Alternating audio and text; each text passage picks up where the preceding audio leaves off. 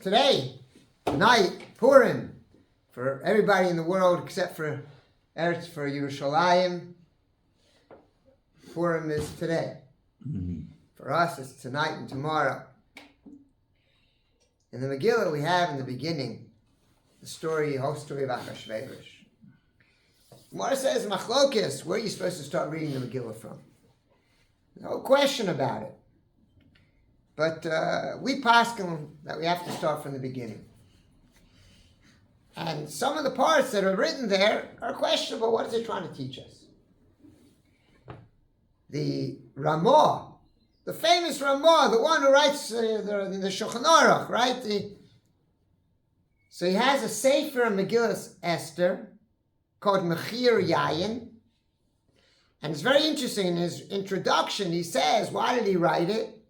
He says, because it must have been that he was during the Black Plague. Because he said they had to leave their city and they had to go into exile.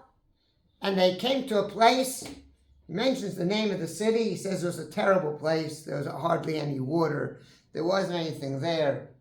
And they couldn't celebrate. They had a very difficult time celebrating Purim. So they decided, to celebrate Purim, I'll write a Perush of Megillah Esther. So he quotes the Rambam. The Rambam says that Kisvei Kodesh, things that are written in the Torah, he says they have the Pshata Dvarim, the things that are written, and there are deeper meanings that are in it. Says the Rambam, if somebody says it's all just a mashal, he's a Rasha. He's not Bikaris. But if a person says it's all only pshat, and there's no deeper meaning, he's a fool. He's a fool, says the Rambam. Okay? Says the Ramah that he writes a Perush of Megillah Esther as a description of life. Description of the life of a human being. Okay? And you see the different sections talking about different aspects of life. So I didn't go through the whole thing, but in the beginning of the Megillah, it talks about the fact that Achashverosh in his party gets drunk and he says the difference between a goy and a yid. Gemara says this, that a yid sit down to a Shabbos meal, we sing shiras v'tishbachas, and the goyim start talking about immoral things that are not worthy.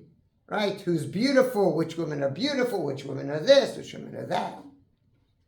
And Achashverosh says, my wife, she's the most beautiful. So he calls for her. She refuses to come. So the Gemara says, wait a minute. Why did she refuse to come? And the pasuk says there, that they said, come b'keser malchus. So Chazal say, what does it mean keser malchus? Only keser malchus. You shouldn't be dressed. So Chazal say that she got this as an onesh because she used to take Jewish girls and have them not dressed and work on Shabbos. So many years ago, I said a pshat. And afterwards I found one of the Mefarshim says this actually. What do you mean? It's so strange. It took Jewish girls not dressed and had them work on Shabbos. So I said, it doesn't mean they're not dressed. It means they're clad indecently. They're dressed like the modern way. You know, somebody once said to me that in the modern world, it's not a question that if it's hot, so therefore they don't dress so much. He says, as long as it's not too cold. Okay? So, the pshat is that she brought them and got them dressed b'litzniut. Yeah. And what you have them do all types of things on Shabbos. She went ahead and made clubs and parties and things that would do on Shabbos with indecent clothing, with lack of tznius. She was mekalkel b'nos Yisrael, right? That's what she was doing. Mm-hmm. So therefore, she was asked to come that way, indecently dressed. And you know, I had this feeling when I was a little boy. And I heard about the things that have, you know, they have beauty contests in the world. Beauty contests. I said, well, beauty contest? That's not a covet to the ladies. That's treating them like cows. Used to have the country market and see which cow or bull was the biggest and the nicest. Right? So they're treating women that way. Women see that as a covet. That shouldn't be a covet. That's a disgrace. Says the Ramah, Chazal asks, why didn't you want to come? He says, you know why she didn't want to come? She didn't want to come, she grew a tail. Says Ramah, what does that mean? Says Ramah, what that means is that she became like an animal. I think the pshat in the Ramah, in the deeper sense is, she felt she was being treated like an animal, like an object. So even though she was not sanua, and even though she had no interest in being moral, something said to her, I'm being disgraced. And therefore she refused to come. And there's a musar in that. Because every person at a certain stage has to hold themselves and say, wait a minute.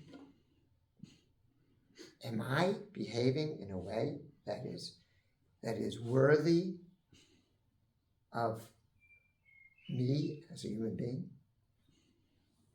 Or am I behaving in a way that's an animal? And perhaps that's one of the things of Purim. Purim is, you have all types of costumes and all types of things that are covered up. Because maybe Purim says, I want to know. Hashem says to Klal Yisrael, think, who are you? What do you want to be? What do you want to bring out from the essence, from the inside of you? What do you want to represent? Klal Yisrael has to represent something above, something that we are people who stand for principles and for values and for morals. That's what Klal Yisrael is. We're the Am Hashem. Hashem says, wear a costume, but make sure that what comes out above and beyond whatever you're doing is that bifnim, you show yourself to be what Klal Yisrael is supposed to be. Vashti had a point where she felt, I'm treated like an animal. We have to think, because men also have to think, is my behavior worthy of a person, of a human being? We get excited, we get caught up, we get into a rat race, we get into nastiness. We have to say to ourselves, this is the mashal, perhaps, one of the aspects of the mashal in Megillas Esther. Who are we? Esther, Hester, what's beneath it all? Bring out beneath it all a level of existence that's worthy of a human being, more so, that's worthy of a Jewish person. That's what has to come out from the inside, beyond everything that's covered up.